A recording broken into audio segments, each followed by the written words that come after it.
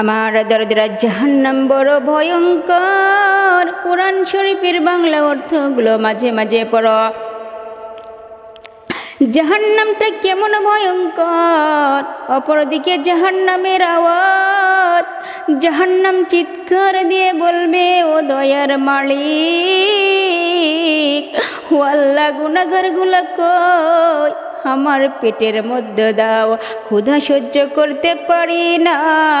অপরদিকে আমার আল্লাহ পাকের জালিয়াতির আওয়াজ। আল্লাহ ডাক দিয়ে বলবে, ও গুনাহগার, তোমরা নেককার হইতে আলাদা হইয়া যাও। আল্লাহর নবী বলেন, আয়েশা, কিয়ামতের দিনে কেউ কারো দিকে তাকাইবে না। এমন ভয়ঙ্কর অবস্থার মধ্যে নবীদের গুনাহ নাই।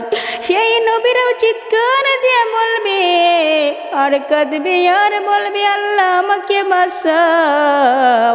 ইব্রাহিম নবী আল্লাহকে বলবে, আল্লাহ আমাকে বাঁচাও। মুসা নবী বলবে, আল্লাহ আমারে বাঁচাও। আদম নবী ডেকে বলবে, আল্লাহ আমাকে বাঁচাও।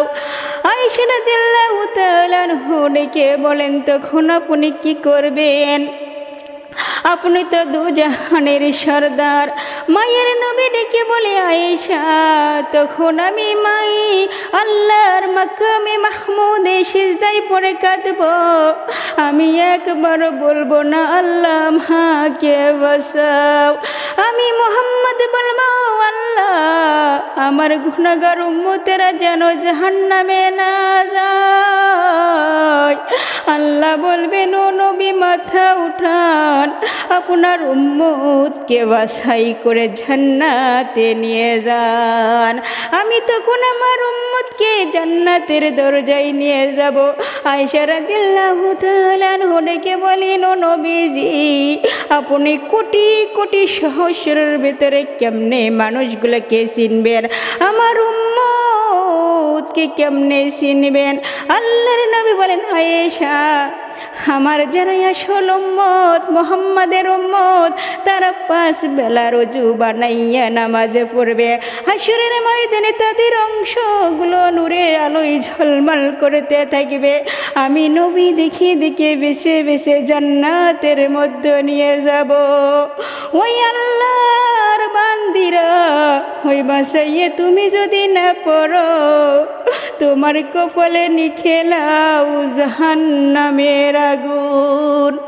জাহান্নামের আগুন মাবুদ সইতে পারিব না। দুনিয়াতে নাও কাদাইয়া আখিরি কাদাইও না। দুনিয়াতে নাও কাদাইয়া আখিরি কাদাইও না। জাহান্নামের আগুন মাবুদ সইতে পারিব না।